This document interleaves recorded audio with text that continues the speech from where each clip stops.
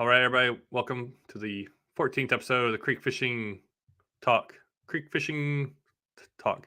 I'm gonna come up with a cool name for this little thing I'm doing, or I'm just gonna end it. The last couple times it's only been like every other week, and I might just start doing every other week. But I got another YouTuber today that's pretty local to me. We fished together several times, and we're gonna talk about some stuff and maybe do some more fishing coming up. We found some cool places last year that we went to. I got a little recap for like a tournament that I did, and then a couple things that happened today, and maybe that's coming up this week. So probably talk a little bit about fishing for a little while. Then we'll talk a little bit about just you know, um, what's it like just being a normal fisherman, just trying to do normal things, I guess. What is a normal fisherman? We might try to talk some of that. So I got any questions or comments, get them in there, and we'll try to answer them as we go. But I appreciate everybody that is watching. And let's bring on the everyday angler. Let's see here. And what's up, everybody? Hey, man. How's it going? How you been doing? Good, man. I've been fishing with no luck recently, so kind of had to take a little break to just get motivated again. You get skunked a couple times in a row, it kind of hits you hard. It doesn't. I don't know what the word for it, but it doesn't excite you. It's the opposite of exciting. It demoralizes you. It's just maybe it'll be better next week. Let me give them some rest. Yeah, it was warm this week. I tried to go out, but right now the issue is, the water is high everywhere that I wanted to go fish. What's up, man? It is high.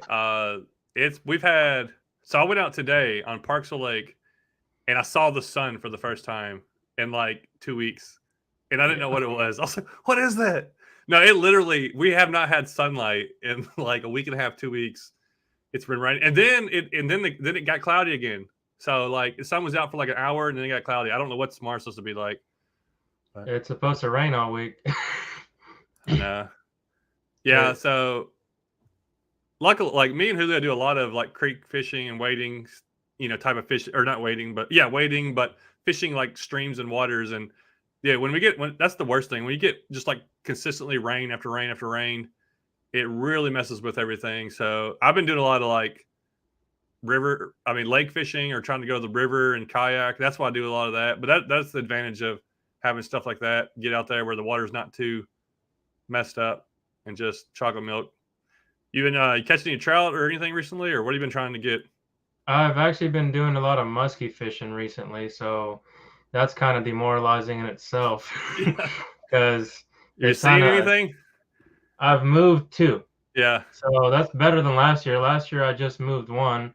The struggle is, obviously it's not the best content, and a lot of musky fishing is musky fishermen are worse than bass fishermen about their spots too. So don't you tell nobody. Don't show that. Blur that out.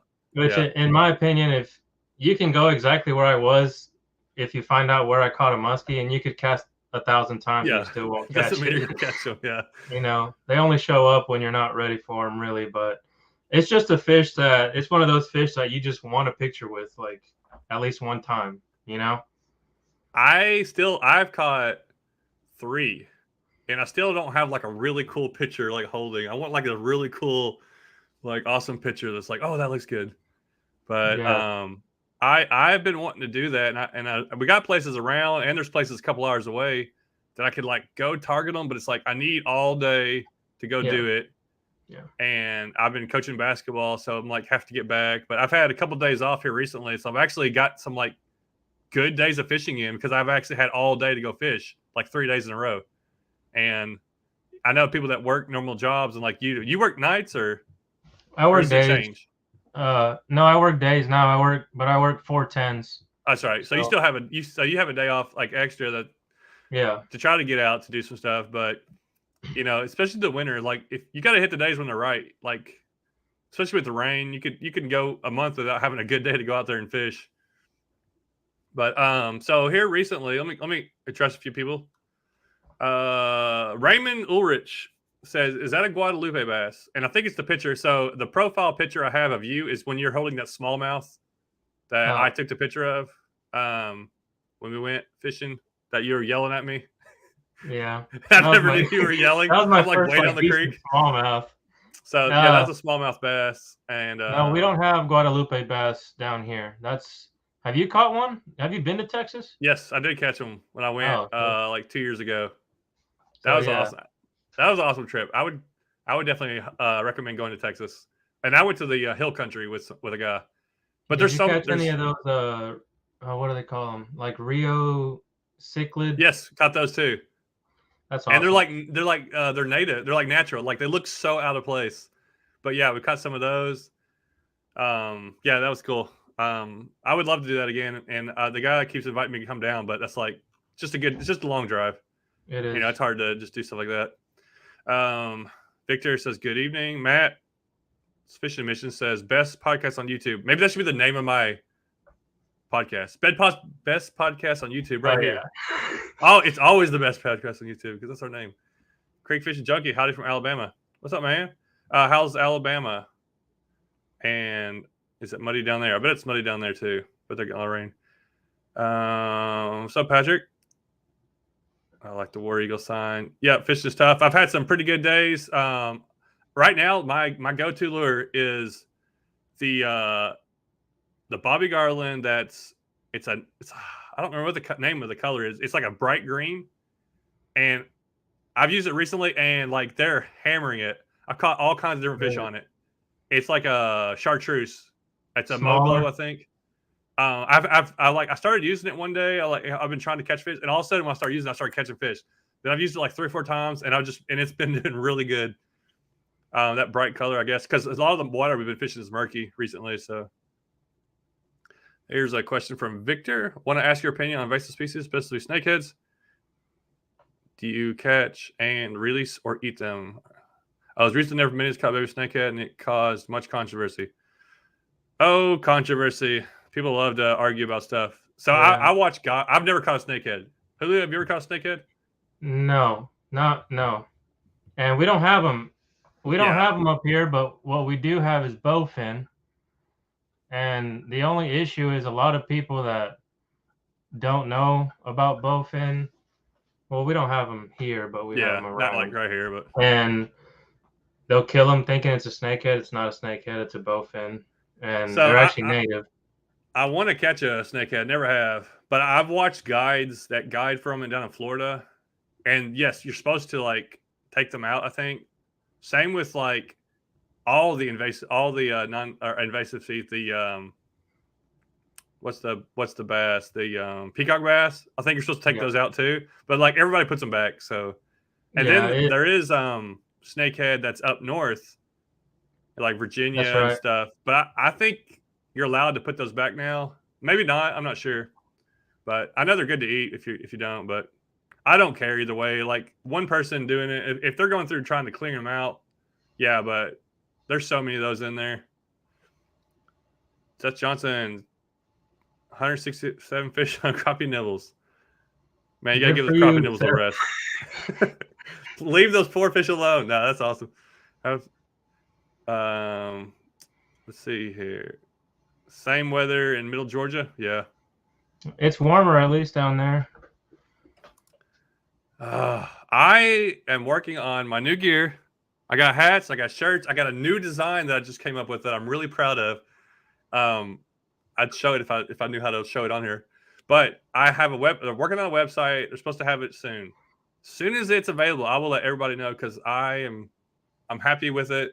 I'm like happy with the way the design turned out. So, and I need to make some extra money. So I have to. And this thing, you have to price. The price will be a little high, so don't feel bad if people can't afford it. But I think it turned out really cool. Some of the stuff, and hopefully I was wanting to have it before Christmas, so hopefully they'll have it done like this week or next week. It says very muddy and raining in Alabama. Oh yeah, we got. Can you delete? I got scams or what's it called? I had to put somebody in timeout. All right. What would you say? Oh yeah, I was gonna ask if you could delete those. I just came down to it. I just blocked it. I never had that happen before. All right, so let me give a little quick recap. So I went out. If you haven't seen my video I put out yesterday on my main channel, I caught a 7-pound largemouth on a live shad fishing with Bass Quest. He's starting up a guide service. He's already been taking people out. We had a blast. We went to this one spot that we probably caught 30 fish. It was white bass, crappie, yellow bass, largemouth, yellow perch, and then he caught a skipjack. There were 6 species. And we stayed this one spot for an hour where this creek was like flowing into the lake, and it was crazy. It was like every cast was getting a bite, and then I was like missing some of them.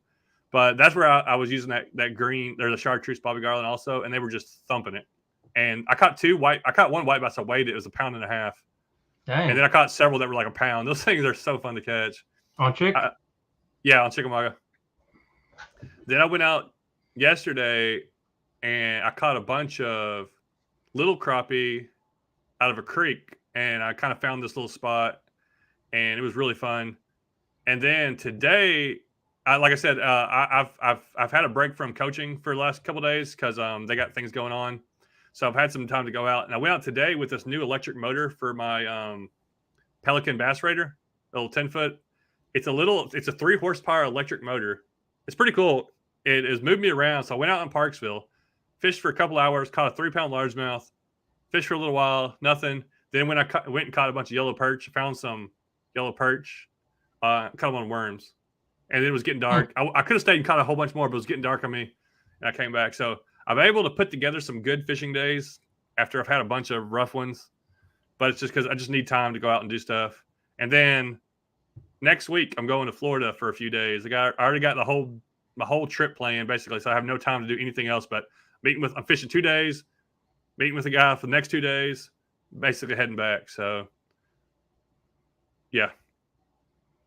Either of you fly fish? Yeah, I fly fish a lot actually. If you haven't checked out my channel, you should. I do a lot of like mostly bass and kind of the same fish that John chases. I just do it on the fly. Not a lot of trout videos, but there's a few. Actually,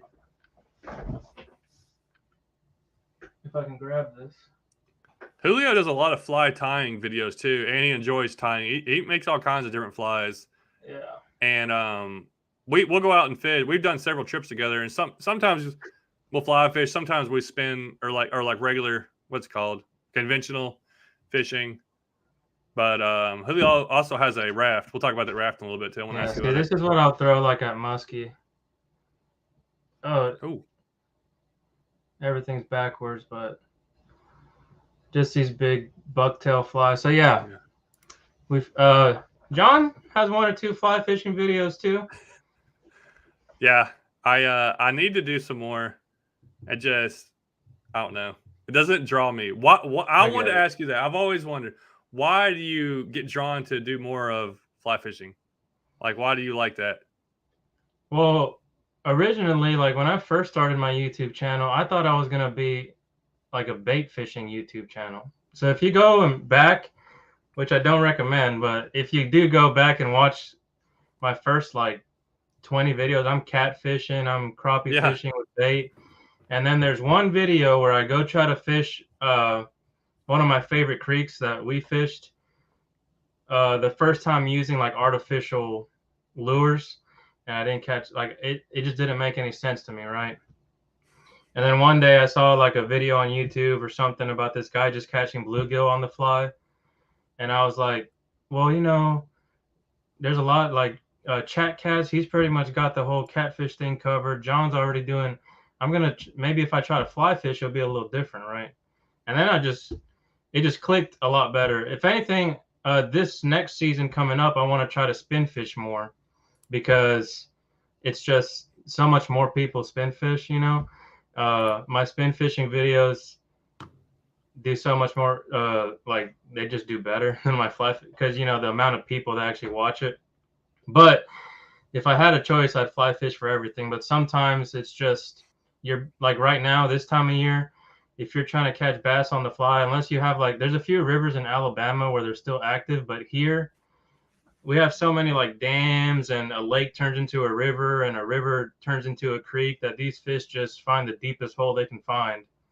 You know, like I don't know if there's even fish in the Ocoee right now. They probably swam into the Hiwassee and went and found a super deep hole. You know, So that it's just, I want to float it this winter. So if you want to go down it just on a to see. raft, if Yeah, I and just want to explore it. I've never gone through there in the winter. Like, yeah, I know that those fish, but there's some deep holes that they may stay in.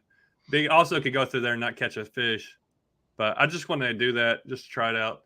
But I've caught some aggressive fish here recently. It just depends on what body of water. The bigger body of water, the warmer it stays, you know. And yeah, then I went out Saturday and had a tournament on a small lake up in the mountains. Caught 5 or 6 fish. Only one of them was over 12 inches. So I only had one keeper. I was basically last in the tournament. and But like a lot of people didn't catch very many fish. Like the guys that caught a lot caught like 4 fish, but they were just bigger. So nobody caught yeah, like tons. crappie on the fly is Yeah. crappie is actually it was almost made for a fly rod because they eat such small stuff. I actually went crappie fishing. I didn't do a video, but it was one of my buddy's bass boats, and he was, spin fishing. And when you throw a fly out for crappie, a fly, you can tie it weightless, and it drops so slow. And that's what crappie like, is that when they hit it on the fall. So yeah, crappie on the fly. If you're starting to fly fish, just go for bluegill, go for crappie, get the hang of getting a cast out there and setting the hook, and then you get into the bass and all that. So if you're just starting anything, it's a hard time to start now. Because even today, I went around the bank trying to find. I like throwing a tiny little lure, and I couldn't even get any little fish because they weren't even on the bank; they're down deeper. So I found a couple, and like they were under a log, and I couldn't get any to bite. They're pretty sketchy. Oh, so I forgot to show this thing. So check this out. I got to make it wide view. You guys see this? So I found something when I went out today. I already knew it was there, and it's a trophy. oh my gosh, is that a Hornets? Like a wasp? Well, I guess crazy. it's a Hornets Nest. Look inside. Can you see? Yeah.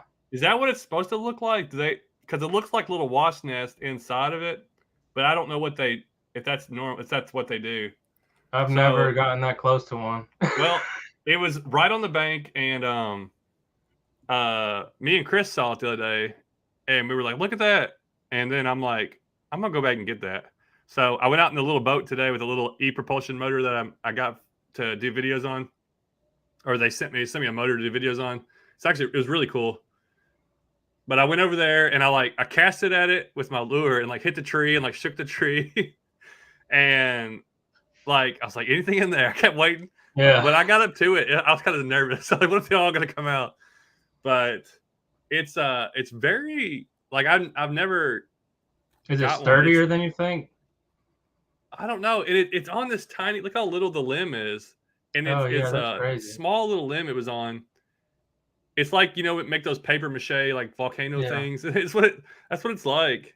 I need to hang it up somewhere. I've always thought they were cool whenever people have them hanging up. So hopefully they're not in there and like in dormant, and they're gonna come out when it warms up. But I was like, is it even like? Hope there's not like a law that says you can't take those things or something. There's some rules about everything nowadays. It's like it's crazy. Let's see here. Yes, there's tens of thousands that were hatched in that hive. Yeah, probably. I wonder why they abandoned it though. That's normal for hornets. Okay, that's how normal. So I guess that the bottom's just open. That's how they go in and out. I don't know why do they abandon it? That's a good question. Yeah. Also, I know that you can like hang them up. Did you see like people hang them up to keep wasps away, or they do those brown? Ever seen those brown bags? They blow them up and tie them off to make it look like a hornet's nest. It's supposed to keep. And they won't go nest near another one. Well, yeah, it's supposed to keep wasps away and stuff like that, so wasps won't come around them. Be careful because sometimes they are dormant. You might want to put that thing back outside. I know someone who got one when it was cold and they came out when it warmed up inside. What? Who said that? That better not be a true thing. Patrick. No. I don't know. I mean, you'd think there'd be something crawling around in there by now. They're gonna come out and attack me on camera. Yeah, that'd be bad. They're dormant. Somebody says, Mikey says, ever consider coming up north for ice fishing? Yes, but if I have the choice of I only can do like 1 or 2 trips a winter, I'd rather go south. Maybe one year I can go up north, or if I don't have a lot going on. Can you talk about the motor yet of the kayak? Yes, I have a video coming out on it. So I got this motor. It's a company that sent it to me. Of course, I get sent lots of things to make videos on. Like they'll send me stuff for free, but my job is to make videos and make posts for that, whatever it is. And so ePropulsion sent me this motor. It's electric horsepower, and it's made for it's a 3 horsepower. It's got a removable battery on top, and it's variable speed too. So it's like it's a tiller handle that's kind of like a tiller motor. And it was moving my little boat 5 miles an hour, which wasn't flying. But what I did was, so I put that on the back of my bass raider, or the bass raider, and then on the front I took the trolling motor that a lot of people suggested I do and turn the handle around. So I would move around, move a couple miles, then get up on the front, use the front trolling motor, and I could stand and fish. It was actually I actually might do this a lot more because it was very comfortable to stand with the trolling motor right there, where I could bump it with my knee, I could turn it on one, leave it on one, or I could just reach down and adjust it. And it was actually pretty fun. I really enjoyed it because I could stand if I wanted to, I could sit down if I wanted to. If I want to try to go musky fishing or something like that, and I want to stand up and cast bigger lures, or if I just want to go out and on the boat, I'm thinking about taking a bucket full of minnows and like do a minnow fishing, and it'd be a lot easier to carry it in that pond raider than it would be if I was trying to do it in my kayak. And it's still I can still load it up in the back of my truck. It's still like pretty light. You can break it down, throw it in the back of my truck, throw the electric motor on it, and charge it up when you get home. Yeah, I've seen people use them on like their. Have you seen like the tiny boat videos? Yes. Yeah. Another person told me that they saw it on, and I was thinking it would be really cool on like a canoe or something, like something skinnier, because the pond, the bass raider boats, they're not made for speed. They're just kind of super stable. So if you put this on something that was like aerodynamic more, I bet the thing would fly around. So anyways, I don't remember how much they are. I think they're $1,500, $2,000. My mouse was sticking. And but anyways, pretty cool. So let's talk to Julio, ask him a few questions, and then we'll also, anybody's got any questions, we'll take your questions, or we'll take them. We'll try to answer any questions that get on there. And hold on, Patrick's trash bag with alcohol on the bottom for a couple of days. It sounds pretty serious. You might want to leave that thing outside. Is that to like clean it out? Make sure they're all dead. Because I'm taking the thing back outside now. I'm gonna leave it outside. Y'all got me nervous. I'm pretty sure there's nothing in there, but I'm like scared to death now. They're gonna wake up while I'm sleeping, and I'll just die of hornet bites. Somebody said something about it. They cannot survive cold weather. The queen will leave and hibernate inside logs or underground.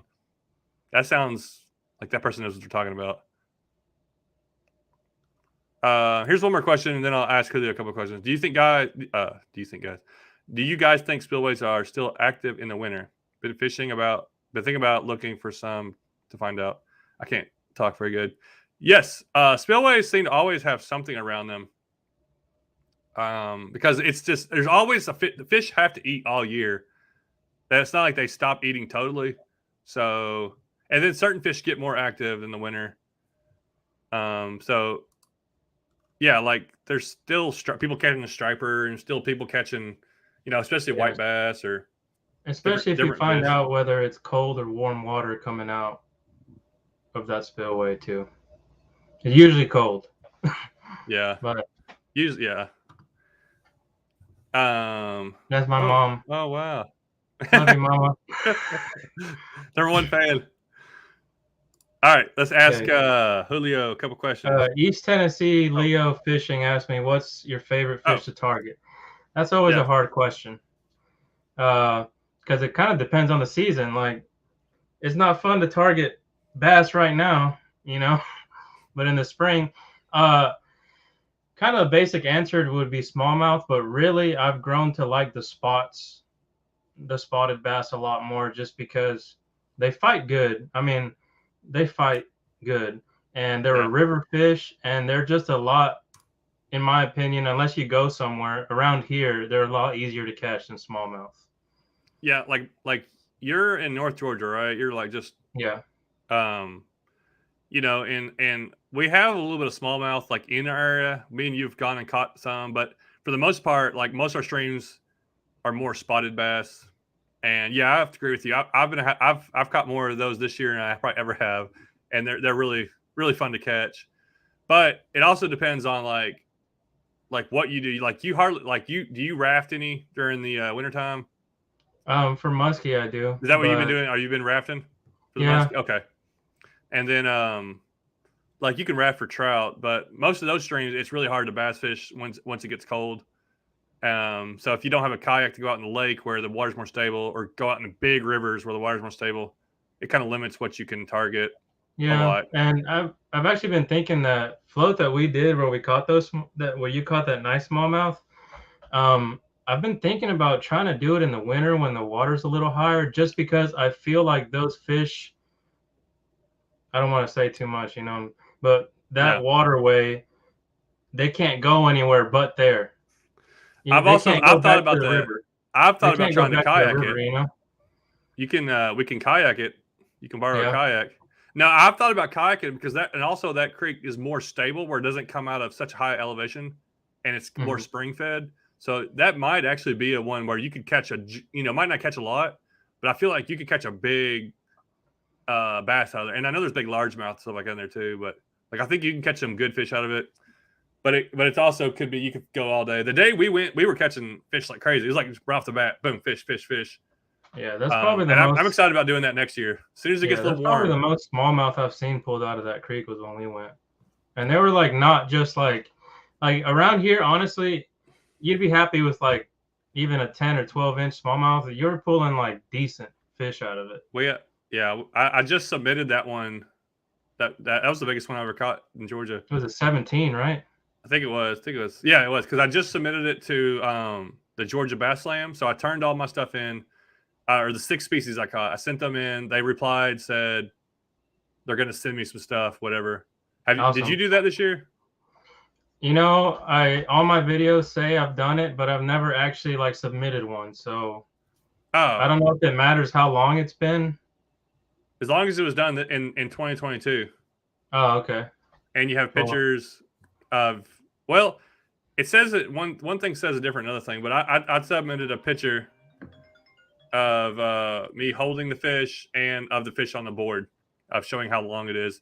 Then you got to tell what county it was caught in and what body of water it was caught out of. So I turned mine in, and it'll hopefully they said they accepted it. If I catch any more, I can submit those. So they'll send me like a sticker for each one and stuff. So I think it's a pretty cool thing that Georgia does, and especially because there's a lot of different ones to go for. Before we get to any more questions right here, I've always wanted to, I think I've talked about this before, but your name, the Everyday Angler, how did you come about picking that name, and what does it mean to you? Well, I remember I had just gotten my new job. I'm a truck technician, diesel mechanic. I work on 18-wheelers for Little Debbie. For those of you that are around the area, Little Debbies are made in Chattanooga, Yeah. and they run their own fleet.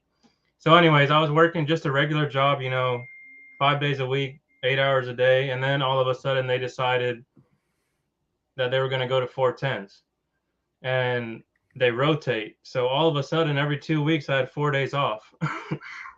And that's when I was like, oh man, I got all this time. You know what? I'm just going to start my YouTube channel. And at first, the Everyday Angler was just something I thought of as a catchy name. And then, a lot of people are like, oh, so you go fish every day? I'm like, no, it's everyday angler as in like just a normal guy fishing, Yeah. The Uh, everyday guy.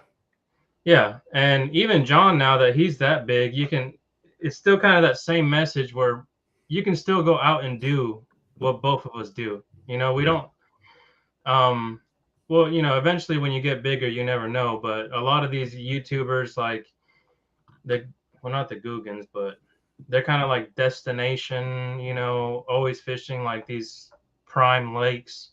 And there's plenty of videos of me having like, struggling on the water and just talking to my subscribers about how I'm struggling on the water. So that's what everyday angler means, and budget conscious, like when I'm buying gear, I'm not going to go out and buy the most. It's just everyday angler. Like if you go to work, that's just it.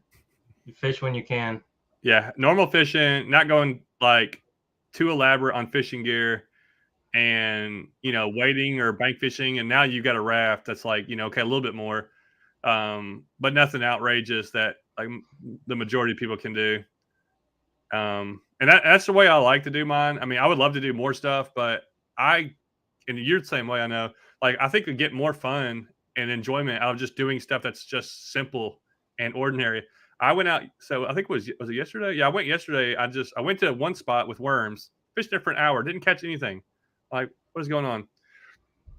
Went to hit another like little creek that's kind of real low, off the lake because everything's real low, and started fishing, and I probably caught 20 or 30 fish, like just walking around the bank.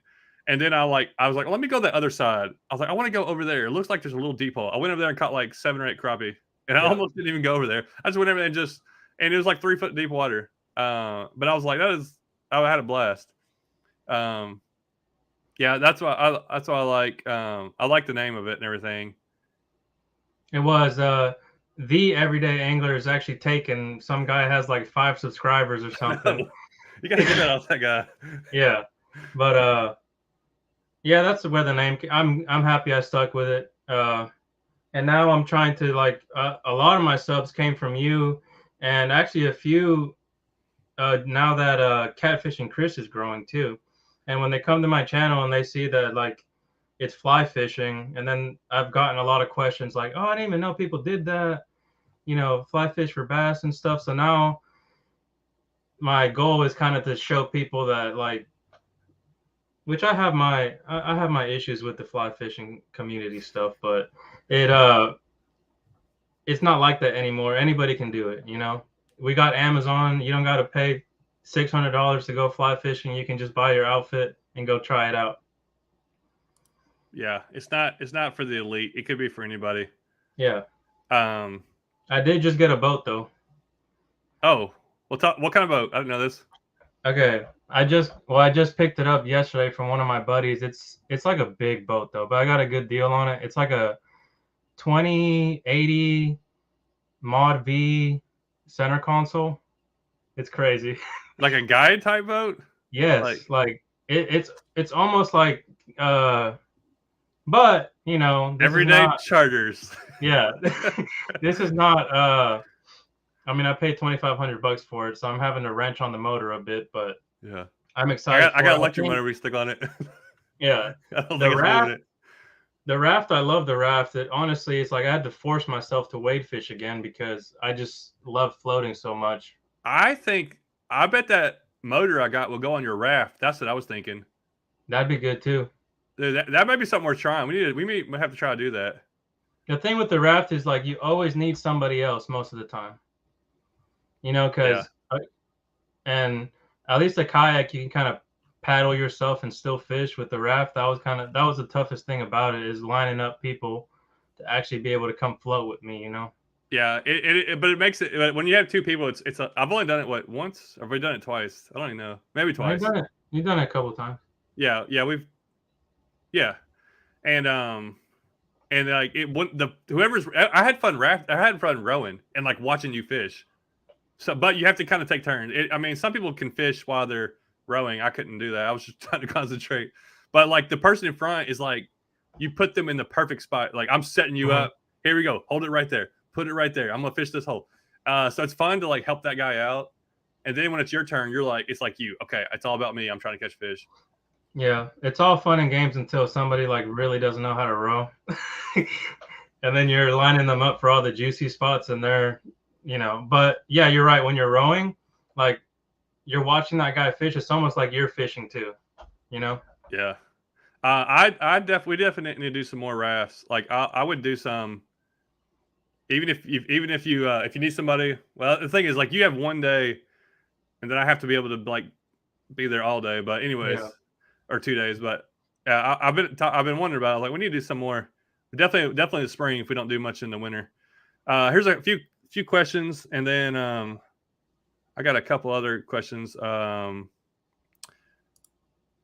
Tree Pounder says striper catfish or musky on the fly. Okay, Striper, you've caught striper on the fly, haven't you? That's one of those fish that have just evaded me. But have you caught any of these fish on the fly? Next season, that's my number one. Like, I need to catch that fish.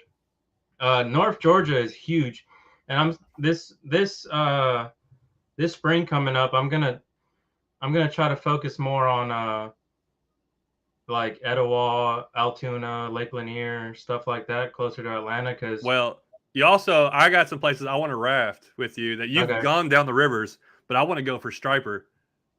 And I've done a few, and we might even do some kayaking. But anyways, East End Leo says spotted bass are fun to catch. What lure do you prefer when fishing for spotted bass?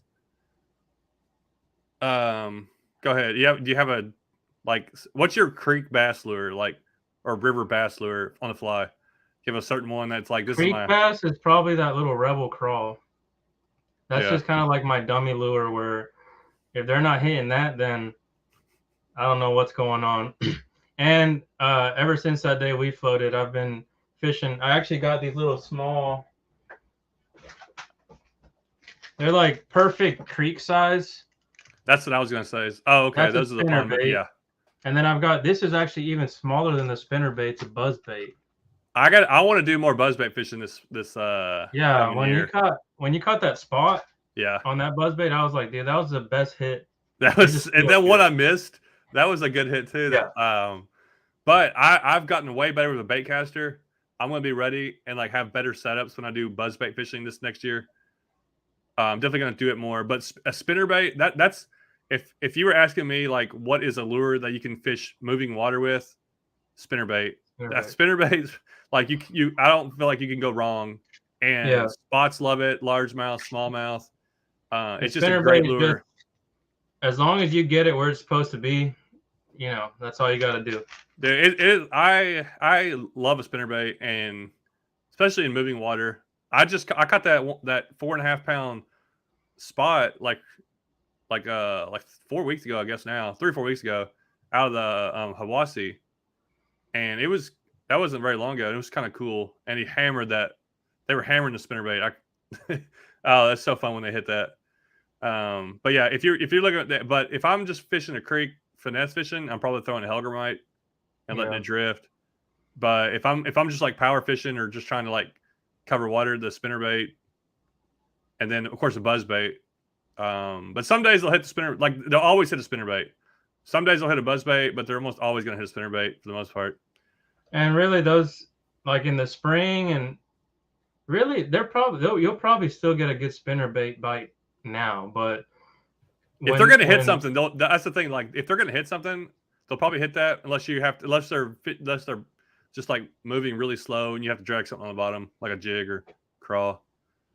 I'll usually, and the same whether it's spin fishing or fly fishing, like a spinnerbait is like a good search bait. Does that make any sense? Yeah. It's like if I've caught like 3 on a spinnerbait, that's when I'll be like, okay, let's try some top water. You kind of get a judge how active they are. If you like catch bam, bam, bam, you're like, okay, they may hit something else. Let's try switching it up.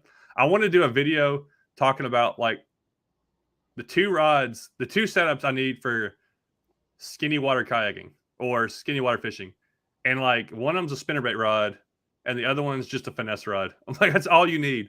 Yeah. Now, if you already know that you're like going into the video or going into the stream, like, oh, I know I'm going to be using top water, or I know, then you already know what you need. But if you're like new to it, you just need like a medium heavy setup and like a medium setup.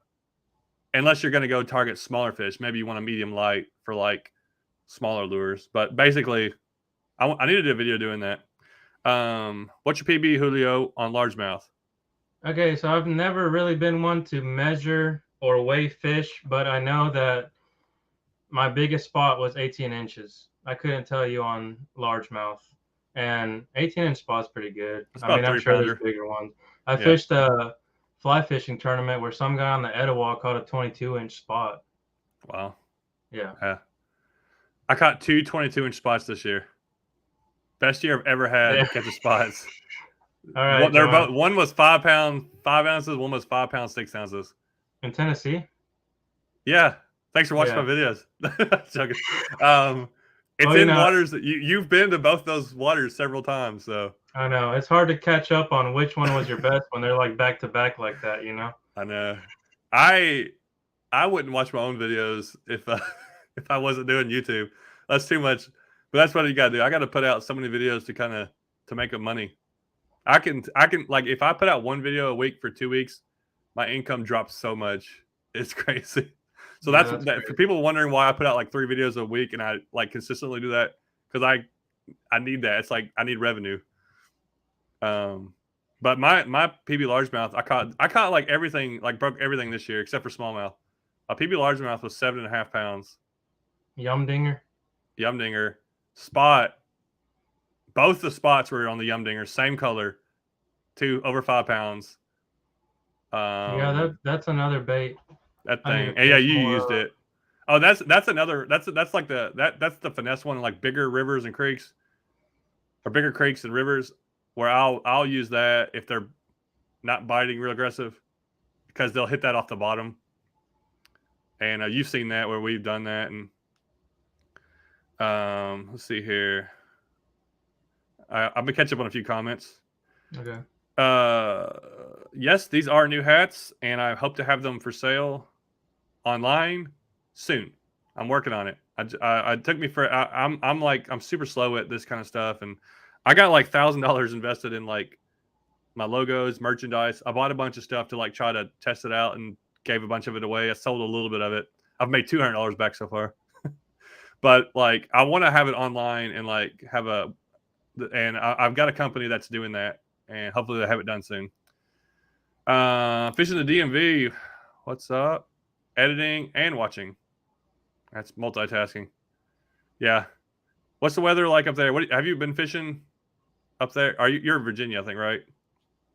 Yeah, I think he's in Virginia. And I don't know what the weather's like up there, if it's cold or.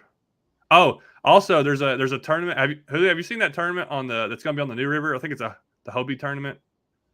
No, it's gonna be on the New River in Virginia. Yeah, I kind of want to do that. I've only barely fished the New River, but I really want to do it. I know it's supposed to be a really good smallmouth river. Yeah, it's supposed to be like one of the best smallmouth. Mikey's the Booyah. I love the Booyah spinners. My favorite spinner I started liking is this one here. The Covert series. It's one blade. It's pretty thin wire. I've broke a couple of these because after a few fish, but something about it's like real simple, real lightweight. You can throw it doesn't take a lot of drag. When you're throwing a spinnerbait, like some of them have a lot of drag and they're like real hard to pull. I really like those right there. The Covert. I think the Covert series. They're not as small as the Booyah Pond Magic, but they're like a little bit smaller than the most of them. I threw a buzzbait this past weekend. Nothing. Yeah. I've thrown a lot of lures here recently, and it's just they might not be fish eating. Like I've been places like I know their fish are there, and if they're just not eating very aggressively, it's hard to get any bites. When throwing a spinnerbait, are you throwing it into heavy cover along outside edges of cover? How are you fishing it? I'm throwing it into everything I can throw it into. Hitting if it's in a river, you're definitely targeting like the eddies and the breaks. But like I've caught fish pulling it through current, spin it. You can't throw it in the wrong spot really. especially if you're fishing moving water. Like the fish may be in the current, they may be outside the current, they may be at the back of the pool, front of the pool. Just hit the bank, but usually they're on the bank for the most part or on a log. Hit everything you can throw, like bounce it off that and just start reeling it in. In a lake, yeah. That's the thing about spinnerbait. You don't have to worry about it getting hung up so much. Every once in a while it will, but you can throw it anywhere. Especially as you're floating down a stream, you don't have to worry about so much. Yeah, we got a comment. Go ahead. I always get questions about grass, and I feel like we just don't have that much in our rivers here. I never really think about grass. Like, I mean, there's grass out on the lakes, but I don't go out and do that much. Yeah. Oh, here we go. Miss Mateo says, everyday angler. What made you start fishing? Okay. So when I was young, my grandma, she lives in Miami. We would go fish. That would be like our vacation. It would be us going to go visit her and go fish. And so I've been fishing since I was really young. And that was like pier fishing, in the salt water for food pretty much. So. Oh, yeah. And then I took, I went to high school and you get hobbies and you start, I just didn't really fish until, like I said, I found myself with all this free time.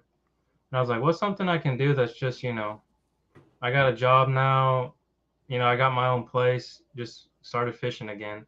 And just like I said earlier, started with the bait and then moved into artificial and fly and all that. And now look at you, a YouTuber, making videos, teaching people how to fish, inspiring other people. Let me try to catch up on a few of these. I'm the same way with spinnerbaits. I'm addicted to them. Like, I work with Pradco now, which I got like a box of free ones over here, or not free, but I get to do them. I would say that every time I go to Walmart, I would buy a spinnerbait.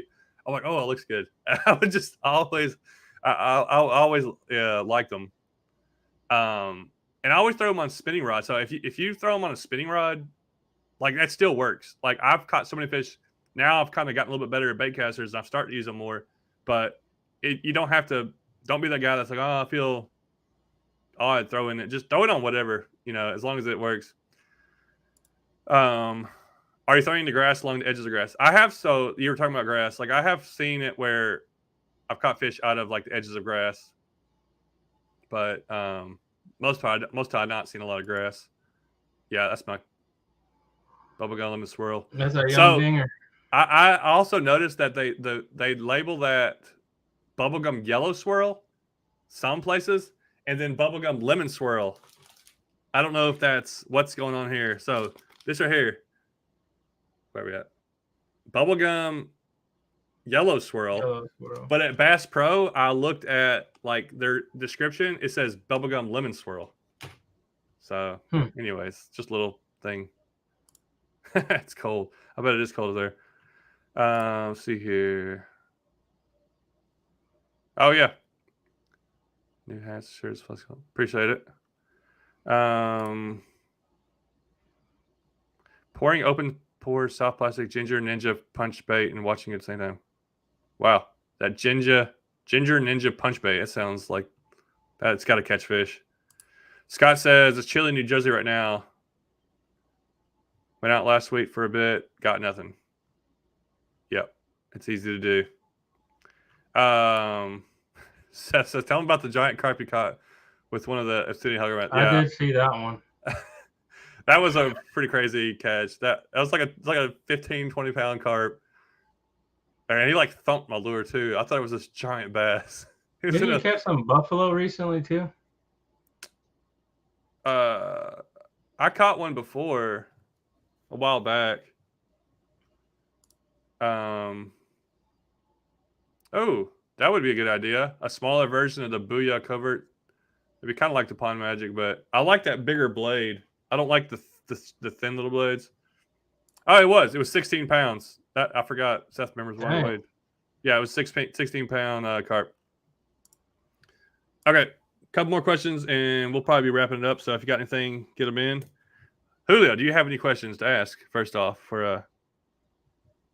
give you a couple last ones. Do you have any questions? Yeah, or maybe do you have anything you want to say? You want to address the audience? Well, I know for me, and I know you. Well, I think you still were working AC when we did our first video. What was our first video? Good. That's a good question. The spillway where you caught that big brown. Was I working then? The powerhouse. Yeah, I remember it, and I remember that day. I It guess was like I may have just quit, or it was right around that time because it was 3. you were right at like 30,000. Oh, then I'd quit then. Okay, and well, Yeah, you I remember just what it was quit. Yeah, it like was like the first year. to balance fishing and editing and working. How has that changed now that you're doing it full time? Okay, so before, say when I was working HVAC, I never had a set schedule. So when I started doing YouTube, I tried to just do as many as I could. Then as it gets in the summertime, I can make a lot more videos. It's easier to go out and catch fish. I would get off work, like whenever time, and I never knew. So every time I could get off work, I would just go try to hit a creek or fish something, come back, edit to like 11 or 12, go to bed, get up, go to work. And I was always doing that, but I was always making like videos. Always wanted to do more video, like or bigger video or like bigger trips. So that kind of just, it kind of just morphed into like, as soon as I quit, I was like, I felt like I was going to have all this time. I still like edit all the time and fish all the time. Like I fish to have enough content. And then like the next day, for the weather's going to be nice, I'm like, oh, I got to go out and fish again because I might have a better day. I'm always trying to make the best, like have the best day. That way, if there's a day that I go out that's not very good, I can just I don't have to make the video out of that. I'd rather make it out of this awesome day. So I still go. I mean, I still just fish and edit all the time. I guess I just do it more, but I'm able to do longer trips. Whenever I'm not coaching or whenever I don't have something going on, I can go out that day and be relaxed. I don't have to be back for anything. That's the biggest thing that helps me do my video or helps me fish is to go out and be like, you know what? If I want to fish 2 hours and I'm done, or I want to fish 10 hours. And then what I'll do is like the next day, or if I have a couple of days of fishing in a row, I'll be like, all right, I got to plan a day to edit. That's probably the hardest thing, making myself sit down and edit videos. That's for me too. Because fishing doesn't make me money. Making a video makes me money. If I don't make videos, I'm not getting paid. So like I'll be like, I'll have 7, like in the summer, I'll have 7 or 8, 9 videos like to make. I'm like, I have all this footage for 7 or 8, 9 videos. And I'm like, I need to sit down and edit these, and at least get a couple of them. But what I'll do, I'll sit down, I'll work 3, 4 hours, and I'm like, I make like burnt. 1 or 1.5 videos. I'm like, all right, I'm going fishing. Yeah. I can't make myself, but I want to do like a thumbnail, not a thumbnail, but like a short or something. I spend more time sitting on a computer editing than I ever have in my life. I never wanted a job that I sat inside and worked on a computer, and I always did a hands-on job, like mechanic stuff, like you do. So whenever I did HVAC, I never had to get on the computer. I never had to type. I never had to. Now I'm typing, I'm editing, I'm on the screen. I just bought another screen. I got like 2 screens now. Upgrading equipment, buying microphones, doing this, sitting here. Yeah. So I spend way more time than I ever thought I would in my life on a screen, like editing. It's funny. I quit to become a full-time YouTuber, but it takes so much editing and computer work. Yeah. Replying to comments, just doing this. At some point, you got to think about if it'd be worth it to get somebody to help you edit some. Yeah, I've gotten lots of people offer, and I've talked to lots of different things where they do that. I don't know how. I mean, I guess I need to try it out, but right now it's not worth me. I mean, it depends on how much they cost, I guess, but I don't think it's worth me spending the money on it. Unless I would like to do it. Say if I grew a little bit more and I could afford somebody, then I could do bigger trips and like turn them into a little bit longer videos, stuff like that. Julio, how often do you get to fish? Yeah. Okay. So I do have a full-time job. I'm lucky in the fact that my work schedule is 4 days a week, but it rotates. It's kind of hard to explain. So basically, every 2 weeks, I get 4 days off. That does not mean that I fish for 4 days every 2 weeks. That means I try to get at least once a week, if not twice a week. I'm married. I don't have kids, so I have a little more free time, but I also have a house, and like the fishing's been so slow. I've taken on a couple projects that I'm like, well, if I'm not catching fish, I need to get this done. So when the fish are biting, I'm not over here working on stuff. But at least once a week I get out. And it's the same with John. And for me, it's forcing myself, like after a day of work, to sit down and instead of just like watch a show or something, edit. And that's the hardest part. Yeah, you got to put the effort into it. But what drives YouTubers and people that do this, like, and I didn't know I would do this at first. When I first started making YouTube videos, I'd never made a video in my life. I didn't even have a laptop. I didn't have anything. I just said, I want to figure this out. This is something I want to do just to see how it does. And it took, after 3 or 4 months, I'm like, I'm trying to make a video. Then at 6 few months in, you're like, wow, I felt like I've made a couple videos that I'm happy about. Then it gets to the point where you're like, you just want to make a good video. And that's what drives me to go fish more. Like, because I want to go make an exciting video. I'm going to have fun fishing. I'm going to have fun being out there, but I want to turn this into something cool to show people. And if you don't have that, like if I didn't have that, there's no way I could keep doing this. I would just hate it, but I want to make a good video because, and I kind of enjoy it, but it's not like I enjoy sitting down and editing, but it's fun to turn my trip. I know it was fun. I want to turn it into something that people can watch, and trying to get better and better at it. Yeah, winter fishing, definitely. I've learned so much from winter fishing, and like I really never even fished in the winter until I started YouTube, because I didn't even think people fished in the winter. I was just like, the regular summer average fisherman. But yeah, winter, you learn a lot, and you get to appreciate every catch. That's what I like about winter fishing. In the summer, you can go out and catch 20 fish and be like, yeah, it's okay day. In the winter, you go out and catch 5 fish, like, oh, it was a good day. I got 5 fish.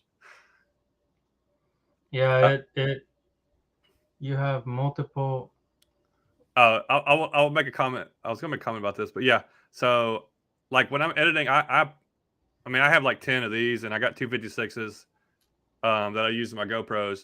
But I'll take the footage and like put them on a SD card, a terabyte, like hard external drive, and I just store all my footage till I can edit it. And then after I edit it, I save the video and delete the footage. Oh, there's a couple questions here. Oh, hold on. I don't know. Ever since I've got all these new stuff plugged in, my mouse like lags all the time. I don't know what's going on.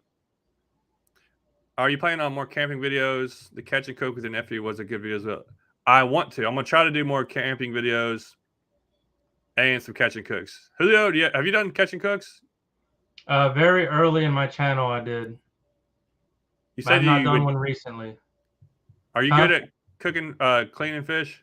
No, I actually had one of my friends that he's like a chef came, and I was like, I bet you can't make this catfish taste good, and he did. It was good.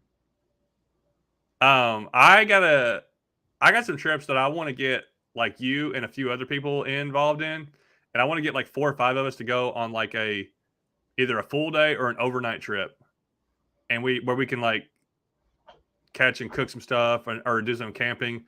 I think if we did 2 or 3 of those like a year, I think those would be awesome. Yeah, I know a lot of people would want to do it, but like it always depends on like scheduling, of course.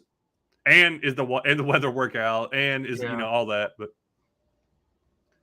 I went to school for HVAC. Yeah, I still get called all the time. People asking me, so this is going on with my air conditioner.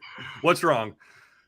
Have you checked this? Have you done this? Do people do that to you on trucks and stuff? Yeah, I'm just like, it's different for me. It's when you're working at a fleet, you work on one. Like we work on Volvo trucks, and that's it. So somebody asked me something, I'm like, yeah, I don't know anything about that. I can't help you. Yeah. Yeah, that'd be a good. I actually got somebody commented on my short, and I've been looking at the Etowall because it's got like a couple islands on it, and somebody said they've done it before and you can do it, and I was like, yeah, that'd be a good idea. Yeah, 70% editing and 30% fishing. Yeah, it depends. Like I'll have some days where I'll fish 3 hours, and then it takes me 2 or 3 hours to edit that video, and then I'll have some days where I'll fish for 10 hours or more, and sometimes those videos take 4 or 5 hours. I guess I've probably fished more than I edit because I'm just going to. I'd rather waste fishing footage than like edit every single thing. But yeah, I don't even know how long I edit. Like people ask me all the time, and I'm like, because I'll sit down and edit a video, think it took me like 2 hours, then I look up and I'm like, that was 4 hours ago I started on that thing, or like stuff like that. And you're like, and I still got another hour just of like little things to do. Yep. Scott says, are you editing videos on a Mac or PC? I guess it's a PC. I don't know anything about computers. I use Filmora Wondershare. What do you use to edit your videos? Premiere Pro. How much is that? It's $20 a month, which is expensive, but I tried to go to DaVinci or something that's free, and I already learned how to use Premiere, so it's not even worth me relearning, you know? I luckily the thing I use is a one-time fee. I don't pay for it, but I pay a service fee for this StreamYard right here.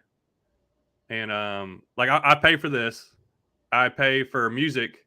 I pay for editing, for a thumbnail editing. Probably something else. Like there's a lot that goes involved just to be able to, and like I can afford it because I'm making money off of this. Whenever you're like starting and you're not making any money and you're like losing money like crazy. I mean, obviously you cost money to go fishing, but like just to edit the video, you're losing money. That's aggravating.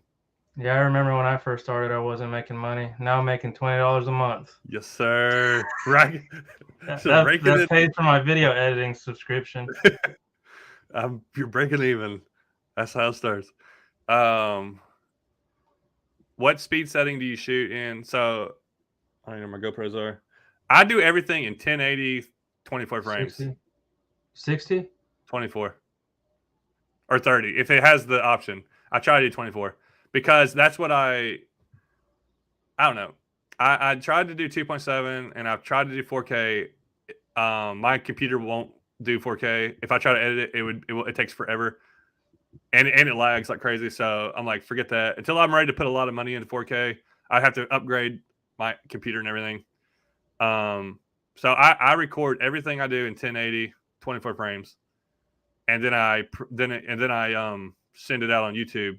Well, YouTube is everything's 24 frames, and you can do 4K or 1080, but like 1080 is pretty nice and clear. Yeah, and I don't think that'll probably change eventually, but 4K is not like the standard right now. It's still 1080. Yeah, I've wondered, like some people have said that if they put out in 4K that you get more views, but I don't think that's true. And it's not worth the effort for me. If right now, if I wanted to do that, it would cost me a lot more money and more SD cards because it takes up more memory. Just a lot more effort, and I'm not ready to do that when I think the 1080 is fine. Yeah. It's hard to sit down and edit. I edit my videos across several days, but it's usually just a few hours. I'll break up mine too. I'll edit for 2 hours, do something else, maybe come back for a little while. But a lot of times I'll get in a rhythm where I start editing. And it's usually late at night. Like say I sit down at 8 o'clock. I'm like, let me work on this video. I look up and it's 11:30, 12. And I'm like, well, I guess I might as well finish it. And then I edit till 1 o'clock or something like that. A couple more questions here and we'll be done. Jamie says, Johnny Reese, I got back into fishing 3 years ago. 10K fishing gear. Later, I love it. Fishing is therapeutic. Love your channel and the Bible verse at the end of the videos. God bless. Fishing is, and that's, I want to know what you think about being on your raft. So when I get out of my kayak, it's like I enter into another portal. I mean, I've done it a lot, but when I first started kayaking, I was like, this is amazing. I'm sitting Yeah. here floating on this water, especially in moving water. I've gotten used to it because I do it so much now. But even when if I haven't been out for a while, or if I go down a river that I haven't done in a while, I'm like, this is awesome. You know, that is starting to become the most fun for me. Where used to love waiting, but now if I can float, it's Yeah. effortless. It's the You're same for not me. working at it. You're just enjoying it. You're right there in the water, a part of the water. You feel like, And for me, it's the same way. Like I started using that raft, and you can just access so much more water. And as soon as you get a kayak or a raft or a canoe or anything like that, you're fishing such less pressured areas, And I got used to just carrying my gear with me, like multiple mm, rods, just ready for any type of situation. And when you're waiting, it's like now you understand why those bass fishermen aren't too crazy when they have like 10 rods on their boat. 'Cause you're like, oh at yeah, least for me, I'm like, oh dang, I can only, and especially with fly fishing, is like, am I bringing floating line or sinking line? Because that's kind of an important decision right there. But yeah, any type of water. 'Cause I'm pretty excited about the boat. The biggest thing about the boat for me is I can actually go out and not have to meet up with anybody or rely on anybody to, like I do with the raft. So mm, yeah. Boats, the boat you can have everything there. It's a little more hassle, kind of yeah, getting in and owning a out. boat. That's what's crazy is that's where like I just watched a Chad Hoover video. He just put out one about kayaking. It said why not just buy a boat or something like that. That's the name of the title, and he nails it. Like that's where kayaking and the advancement of kayaks and like the pedal drives and even motors on your kayaks have just come so far where I can take it, throw it in the truck, have it in the water, Yeah. and still carry as much gear as I want. But also, I don't have too much stuff. I don't have no gas. Don't have no, this, and I can put it in anywhere. And I'm right there with the water. I can scoot around. You've been on the pedal drive compared to like a paddle drive. It's like, and that just Oh makes yeah, it that so much easier. I had It's remember that little one I sold you? yeah, yeah. Yeah, I was like, if I That ever was get a kayak again, I don't care. I'm getting the freaking pedal drive because when you hear like what you're saying about loving your kayak and stuff, I'm like, that's because he owns a pedal drive, everybody. yeah. Yeah. I bought it was a Pelican Catch 10 foot Yeah, it was a catch 100. Yeah, 100. So I bought that off Julio. It was like a couple years ago, and I thought I was going to use it. I took it out like 2 times, and I hated it, especially for guys. We're bigger guys. If you're like, 5'4" and 150 pounds, it may be okay, but like I could barely stand up in it. Like I was shaky standing up, just getting in and out. It's not too comfortable. Um, but it's a $600-700 kayak or whatever they are. I don't know what they cost now. yeah. It's like the top of the line that's It's not a pedal drive, like if and it was a 12-footer, it probably would have been a little bit better because it yeah, was a little bit more stable. But like take my $2,500 pedal drive kayak that I can stand up and turn around in it, or yeah. It's and has the pedal part and all that stuff where it's amazing. Um, especially if you put one of those little trolling motors on that thing. yeah, and that's the thing with the pedal drive. I don't even want to put a motor on it. I don't feel like I need to, but because I'm also getting some exercise and I'm also like doing it myself. I feel a little more part of it. I don't have a graph on my NAR. I want to try the Jackson NAR, but I haven't. I've seen them. Jackson No, not kayak. Jackson. Is it Jackson NAR? I don't Yeah, know. it's a new kayak. It's like supposed to compete with the Hobie. I'm torn whether or not to go get a graph. Do you have graphs on anything? I just ordered one for my boat, and I'm For the pretty boat. excited about it. That guy I went crappie fishing with, he's got the whole. He doesn't have live scope, but he's got the whole setup. And it's not even about seeing fish. It's like about knowing number one, water temperature. Number two, like depth, and then you can like see structure too. I don't want to buy one. I'm refusing to go buy one. I But understand that too. I've But also seen where it's awesome, like where it can be. I just don't want extra things to have to like load up and unload. on a kayak, it might be a little crowded.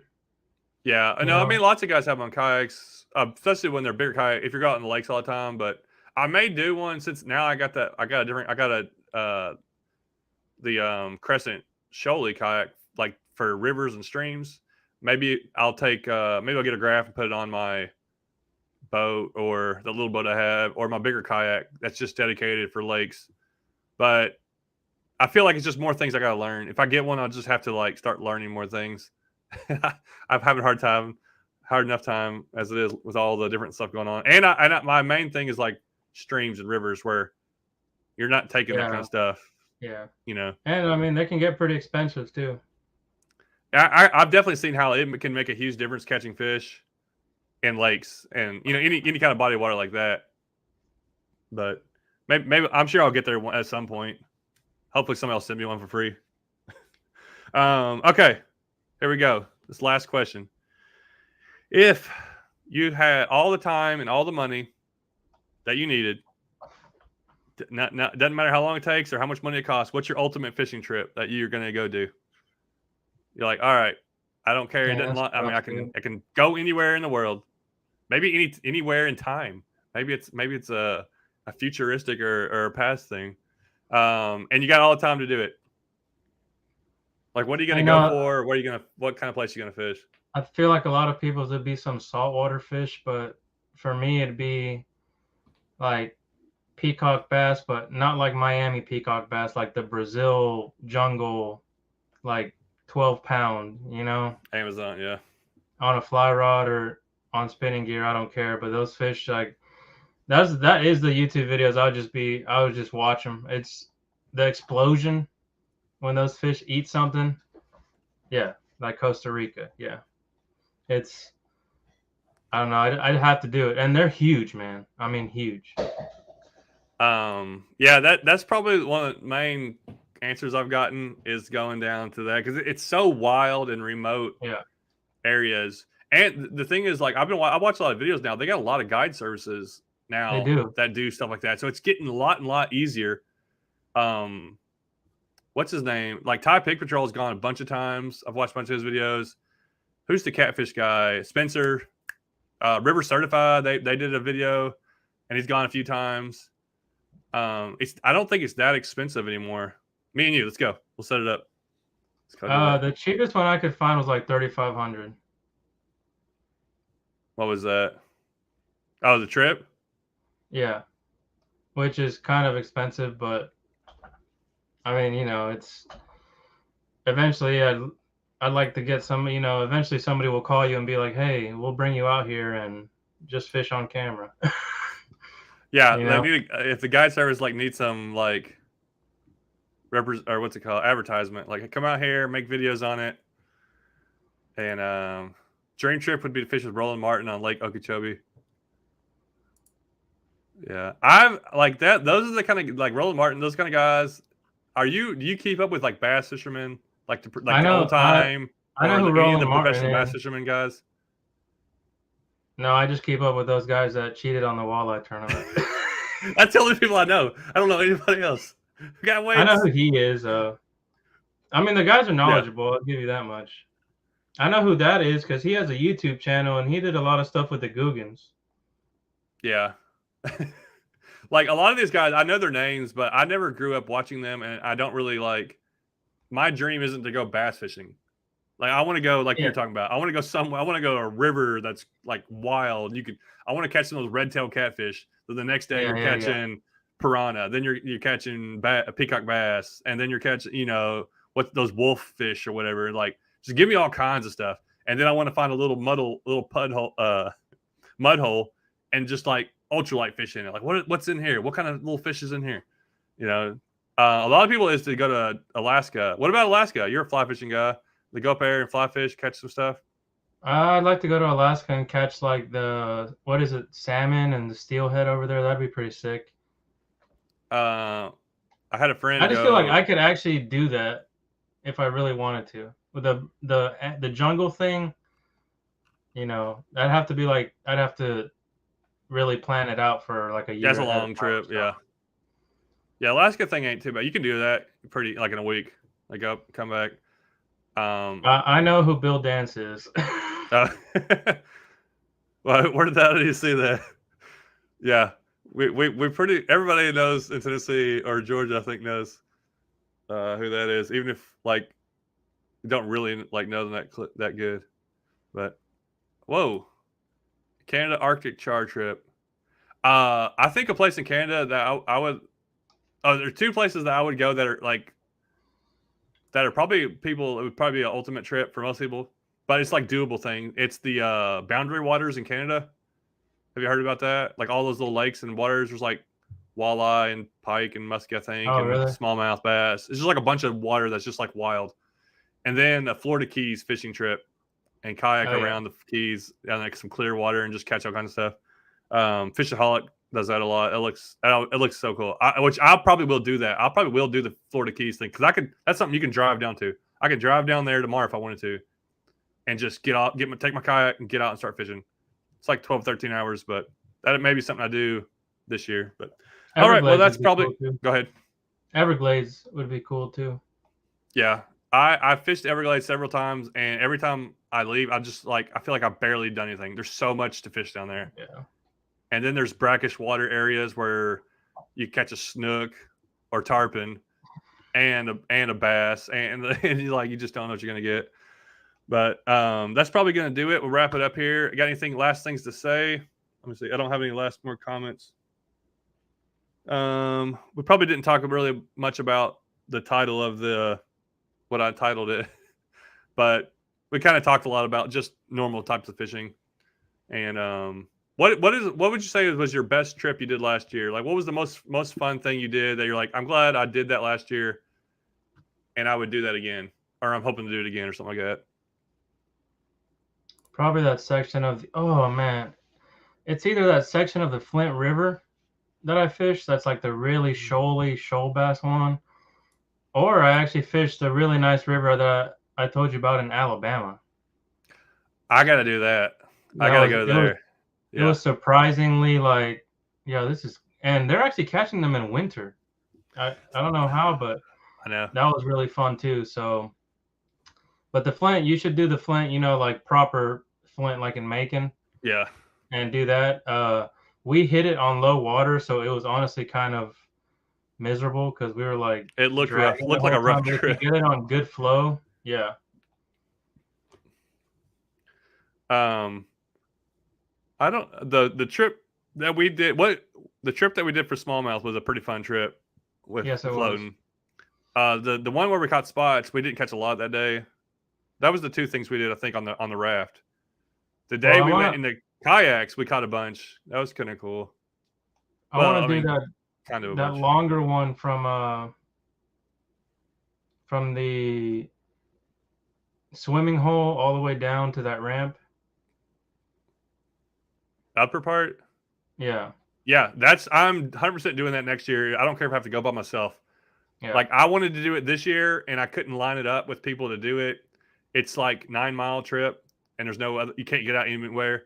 But I don't want to go through that section by myself. That's a long way in the middle of the wilderness. There's no way out once you get into that river. You may be walking miles to get out of there. Although I know it cuts through the national forest for a ways. I wonder if you can camp. That's the one I want to camp on. If I could Yeah. do it, I want to float like 4 or 5 miles camp, float the rest, and be really relaxed. But I just don't know. I've never done it, so I don't know what's out there. I'm sure you can do it. I mean, like We'll do it in the nobody's raft. coming through there, huh? Do it in the raft. That would be pretty cool. Yeah, because I know it gets pretty whitewater, a few sections of it down there. That's why I got that Shoaly. And when are you going to show off the Shoaly? I'm torn between that and the RVR 119. Is that what's the 119? Is that the Bonafide? because it looks it looks pretty good too. But so I got the crescent shoalie. I'm taking it to Florida with me. I can't. I've been trying to do something around here, but I haven't got. It's been on my porch and it hasn't. I've had it for 2 weeks sitting on my porch. I haven't taken it anywhere because it's either been flooded or everything. So I probably won't even get to do it till I go to Florida. I'm going to Florida right before Christmas, so those videos will probably be out like right at New Year's. Gonna try to catch some shoal bass. Gonna try to maybe do some exploring. Also maybe go out fishing some saltwater with some guys. But definitely that will probably be the first time I use that shoalie. I plan to use it a lot, but a lot of things I want to do are more things that are more towards spring. And that's why I got that shoalie, to go to that place like we were talking about, go to rougher water areas to cut through waters. A really good like river kayak. But all right, Julio, I really appreciate you coming on here and talking and hanging out. Yeah, the Bonafides. Yep. I'm curious about the Bonafide. I know people that have the Bonafides, and they seem like really good kayaks. I'm curious about the 107. I think it is. That seems like a really good like creek river kayak. But I'm sure we'll be fishing together sometime coming up.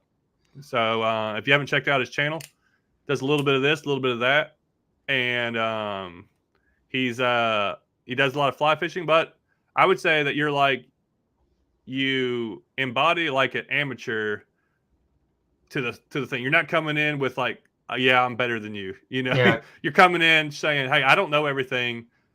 Y'all can learn with me as I learn. And yeah, well, I think I'm that's getting good until winter comes around, and then yeah. You're like, oh, I got this down. Then it's like, what happened? Yeah. Where'd the fish go? Yeah, winter's tough. People stick with it. What's the longest day of the year, or the shortest day of the year? Is like the 21st, December 21st. Isn't that the shortest day of the year? I believe so. So we're almost there, and then it's going to start getting lighter. As soon as the days start getting lighter, I start getting hope again. And then I'm like, all right, let's go. Let's start getting in place. Let's start getting ready. Get that more light out there. The fish start getting a little more active. I'm going to do some early spring. I'm going to do more early spring river fishing this year than I did. And maybe even some winter river fishing, where I usually don't do that until like April. I'm going to start hitting these places in March, because I think I've been missing out on some good bites. Especially as I go a little south. Go 4 or 5 hours south, and it really gets good. But hopefully there's 2 or 3 rivers me and you we always talk about that are around here that we want to do. We got to get a couple of those knocked off this year. That's got to be our goal. And we'll do that. But hey, man, thanks for coming on here. Hang on a second, and I'm going to end this broadcast. All right, thanks, John. See you, everybody.